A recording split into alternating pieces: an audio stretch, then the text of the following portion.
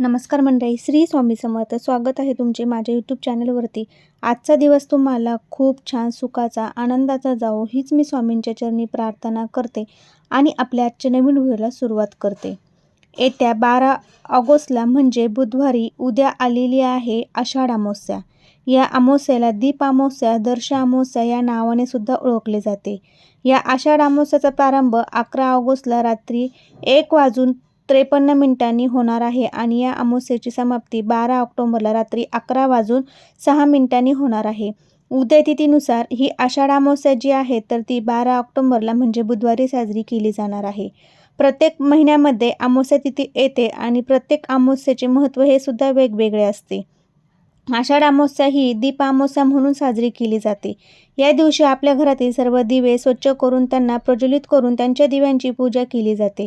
दिव्याला ज्ञानाचे आणि प्रकाशाचे प्रतीक मानले जाते. ज्या प्रकारे दिव्यांचा लखलख प्रकाश पडतो तसाच प्रकाश आपल्या आयुष्यात यावो यासाठी दीप अमावस्या ही आपण साजरी करत असतो. आषाढ महिन्यात येणारी आषाढ अमावस्या ही सर्वश्रेष्ठ आणि महत्त्वाची मानली जाते. या आषाढ अमावस्येच्या दिवशी आषाढ महिन्याची समाप्ती होऊन पवित्र अशा श्रावण महिन्याची सुरुवात होते. या आषाढ अमावस्येच्या दिवशी भगवान विष्णू, माता लक्ष्मी, भगवान शिव आणि आपल्या पितरांची सेवाही केली जाते. यंदा आषाढ अमावस्येवरती सूर्यग्रहणाचे सावट आहे. मात्र हे ग्रहण भारतात दिसणार नाही. त्यामुळे आपल्या देशात कोणताही धार्मिक नेम, वेद किंवा सूतक काळ पाळण्याची गरज नाही आणि म्हणूनच आपण दीप अमावस्या जी आहे तर ती साजरी करायची आहे. जशी आपण पूजा करत असतो आपल्या परंपरेनुसार तशी तुम्हाला दिव्यांची आरस मांडून अमावस्येच्या दिवशी दिव्यांची पूजा करायची आहे. या आषाढ अमावस्येच्या दिवशी स्नानाला अनन्यसाधारण महत्त्व दिले जातं. कारण या आषाढ अमावस्येच्या दुसऱ्या दिवसापासून पवित्र अशा श्रावण महिन्याची सुरुवात होते. म्हणूनच आपण शरीर, मन, आत्मा हा शुद्ध आणि पवित्र होण्यासाठी या दिवशी स्नानाला विशेष महत्त्व आहे. या आषाढ अमावस्येला पवित्र नदीत किंवा तीर्थक्षेत्री केलेले स्नान अत्यंत पुण्यदायी मानले जाते. या स्नानामुळे शारीरिक व मानसिक शुद्धी होते. तसेच प्रखर पितृदोष हा दूर होता आणि नकारात्मक ऊर्जा ही नष्ट होऊन आपले मन शारीरिक आणि निर्मळ होते. परंतु या दिवशी सर्वांनाच पवित्र नदीमध्ये जाऊन स्नान करणं शक्य होत नाही आणि म्हणूनच आपल्याला घरच्या घरी ज्या आषाढ अमावस्येच्या दिवशी अंघोळीच्या पाण्यामध्ये ह्या काही वस्तू ज्या आहेत तर त्या टाकून अंघोळ करायची आहे.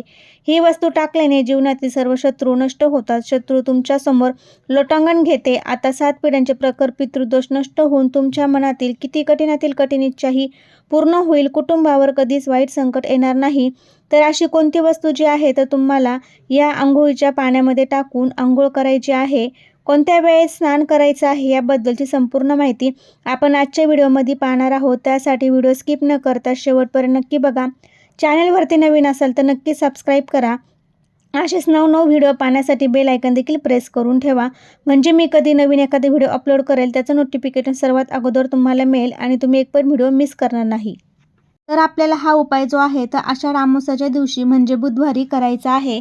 बुधवारी अगदी ब्रह्ममुहूर्तावरती उठून हे स्नान केले तरी चालेल. ब्रह्ममुहूर्तावरती हे सर्व देवी देवताचं स्नान करत असतात आणि म्हणूनच या वेळेमध्ये सकारात्मक लहरी या खूप जास्त प्रमाणामध्ये सक्रिय असतात. म्हणून तुम्ही आषाढ अमावस्येच्या दिवशी पहाटे 4:30 वाजल्यापासून ते 6:30 वाजेपर्यंत हे स्नान करण्याचा जास्तीत जास्त प्रयत्न करा.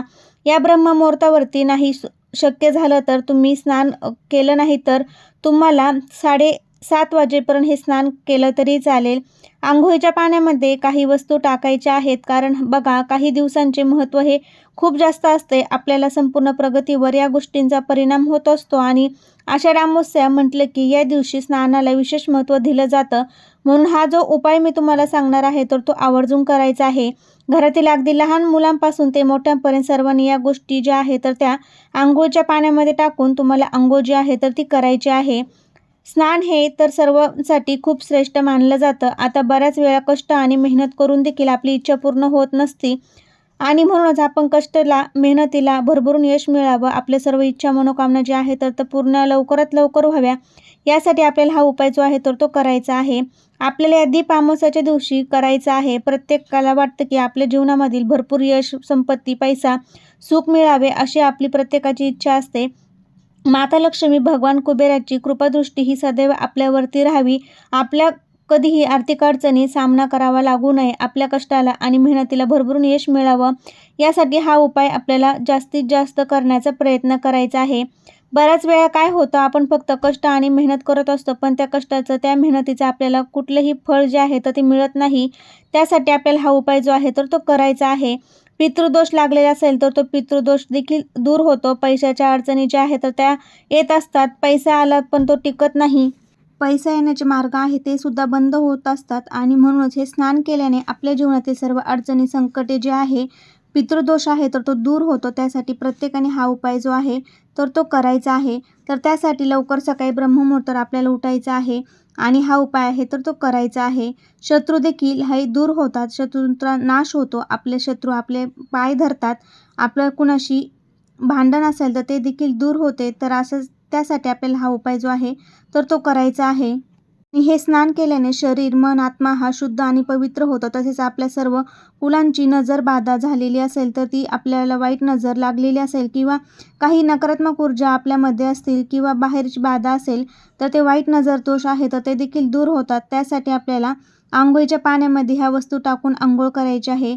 तर आता थोडक्यात मी तुम्हाला सांगते, त्यामुळे लक्ष द्या. या अमावस्येच्या दिवशी सकाळी लवकर उठायचं आहे. उठल्यानंतर एक वाटीमध्ये तुम्हाला मीठ घ्यायचं आहे. काचेची वाटी असेल तर अतिशय उत्तम, नसेल तर स्टीलची वाटी घेतली तरी चालेल. त्या वाटीमध्ये तुम्हाला एक मूठभर खडे मीठ घ्यायचं आहे. खडे मीठ नसेल तर साधं मीठ घेतलं तरी चालेल. बारीक मीठ असेल ते घ्या किंवा खडे मीठ असेल तर त्या वाटीमध्ये घ्यायचं आहे. तर ती आपल्याला आपल्या घरातील प्रत्येक व्यक्तीवरून, डोक्यावरून ते खाली पायापर्यंत 3 वेळा उतरवून घ्यायचं आहे आणि यानंतर हे मिठाची वाटी जी आहे तर ती आपल्याला आपल्या अंघोळीच्या बाथरूममध्ये नेऊन ठेवायची आहे. आणि घरातील प्रत्येक व्यक्ती जेव्हा अंघोळीला जाईल तेव्हा त्या व्यक्तीला या वाटीतले एक चिमूटभर मीठ आपल्याला स्वतःच्या अंघोळीच्या पाण्यामध्ये टाकायला सांगायचं आहे. जेव्हा तुम्ही असे मीठ आपल्या अंघोळीच्या पाण्यामध्ये टाकता तेव्हा बाहेरील नकारात्मक ऊर्जा जी नष्ट होते. यानंतर पुढची वस्तू आहे ती म्हणजे पंचगव्य किंवा गोमूत्र. या 2 वस्तूंपैकी तुमच्याकडे जी आहे तर ती तुम्ही सुद्धा थोडंसं अंघोळीच्या पाण्यामध्ये टाकायचं आहे. आपल्या शरीरातील पवित्रता वाढवण्यासाठी आणि दोष निवारणासाठी आपल्याला थोडंसं गोमूत्र किंवा पंचगव्य टाकायचं आहे. यानंतर पुढची वस्तू जी आहे ती म्हणजे गंगाजल. आता आपण पवित्र गंगेवरती जाऊन स्नान करणं शक्य नाही, म्हणून आपल्याला अंघोळीच्या पाण्यामध्ये आपल्याला गंगाजल जे आहे ते अवश्य टाकायचं आहे.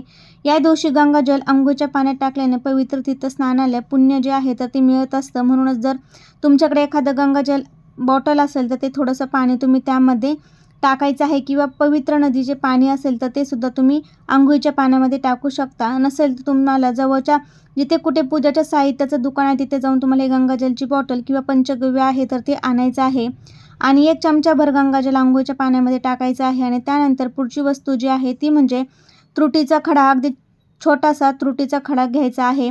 त्रुटी आहे तर ती आपले शरीर शुद्ध करत असते आणि म्हणूनच त्रुटी थोडीशी बारीक करायची आहे आणि किंवा त्रुटीचा एक छोटासा खडा आहे तर तो टाकायचा आहे. तर तो आपल्याला अंघोळीच्या पाण्यामध्ये टाकायचा आहे. तसेच चिमूटभर काळे तीळसुद्धा टाकायचे आहे. अंघोळीच्या पाण्यामध्ये ह्या सर्व वस्तू टाकायच्या आहे. आता काळे तीळ का टाकायचे आहेत तर आपल्याला जो काही पितृदोष आहे आपल्याला लागलेला असतो तर तो पितृदोषाचा त्रास जर आपल्यावर होत असेल तर तो काळे तीळ टाकून स्नान केल्याने प्रखर पितृदोष आहे तर तो नष्ट होत असतो. काळे तीळ पितरांना अत्यंत प्रिय आहे आणि त्यासोबतच जर तुमच्याकडे घरामध्ये चंदन असेल तर थोडंसं चंदनसुद्धा टाका. ज्योतिषशास्त्रानुसार अमावस्येच्या दिवशी आपण थोडंसं चंदन अंघोळीच्या पाण्यामध्ये टाकलं तर मन शांत, प्रसन्न होते आणि आपल्या मन शांत आणि प्रसन्न करण्यासाठी आपल्याला थोडंसं चंदन जे आहे तर ते टाकायचं आहे. चंदन टाकल्यानंतर माता लक्ष्मीला ही सुद्धा अत्यंत प्रिय आहे आणि भगवान कुबेर कृपा आशीर्वाद हा देखील आपल्याला प्राप्त होतो. आता या सर्व वस्तू टाकून झाल्यानंतर अंघोळीच्या पाणी काढायचं आहे आणि त्या अंघोळीच्या पाण्यामध्ये ह्या वस्तू टाकून आपल्याला स्नान करायचं आहे.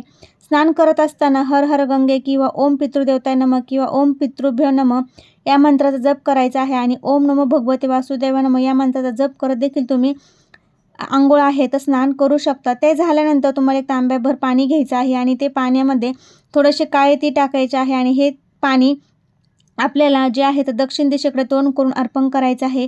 कारण दक्षिण दिशा ही आपल्या पितरांची दिशा मानली जाते. या दिवशी पूर्वजन दक्षिणेकडून पृथ्वीवरती येत असतात आणि त्यांना प्रसन्न करून घेण्यासाठी, त्यांचा आशीर्वाद प्राप्त करून घेण्यासाठी दक्षिण दिशेला असं तिळाचं पाणी जे आहे तर ते अर्पण करायचं आहे.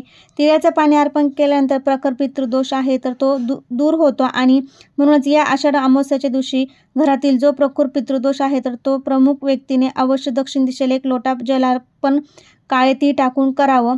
त्यानंतर बघा, या दिवशी आपल्याला देवघरातील सर्व देवांची विधिवत पूजा करायची आहे. देवांना घासून घ्यायचं आहे आणि दिव्यांची देखील आरस आहे तर ती आपल्याला पूजा करून आरस करायची आहे. तर अशा प्रकारे ह्या सर्व वस्तू टाकून तुम्ही आंघोळ करा आणि दीप अमावस्येला दिव्यांची नक्कीच पूजा करा. कसा वाटला व्हिडिओ ते नक्की सांगा. व्हिडिओ जर आवडला असेल तुमच्या मित्रपरिवारामध्ये शेअर करायला विसरू नका. श्री स्वामी समर्थ. धन्यवाद.